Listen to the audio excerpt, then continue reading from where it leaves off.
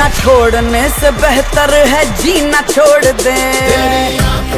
ভারতের দক্ষিণী চলচ্চিত্রের আলোচিত তারকা জুটি আয়ুষ্মান খুরানা ও রাশ্মিকা মান্দানা আর তাদের অভিনীত নতুন ছবি থামা এখন বলিউডে রীতিমতো ঝড় তুলেছে। तुम मेरे ना हुए ना सही। 21 অক্টোবর বিশ্বব্যাপী মুক্তি পাওয়া এই সিনেমা মাত্র এক সপ্তাহেই তৈরি করেছে একের পর এক রেকর্ড। থামার প্রথম দিনের কালেকশন ছিল অবিশ্বাস্য 24 কোটি টাকা। এটাই এখন পর্যন্ত ছবিটির সর্বোচ্চ একদিনের আয়। দ্বিতীয় দিনে আয় কিছুটা কমে দাঁড়ায় 18.6 কোটি, তৃতীয় দিনে 13 কোটি এবং চতুর্থ দিনে প্রায় 10 কোটি টাকায় গিয়ে ঠেকে।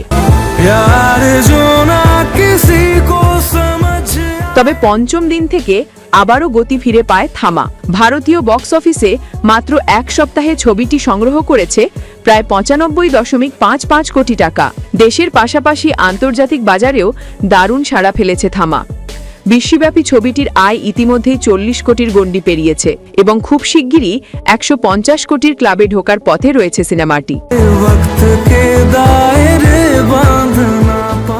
এই সাফল্যের হাত ধরে থামা এখন আয়ুষ্মান খুরানার ক্যারিয়ারের 12তম 100 কোটির ছবি, যা তার ভক্তদের জন্য নিঃসন্দেহে এক বিশাল আনন্দের খবর। একই সঙ্গে এটি ম্যাডক হরর কমেডি ইউনিভার্সের মোট আয়কে 1000 কোটির গণ্ডি পার করিয়ে দিয়েছে।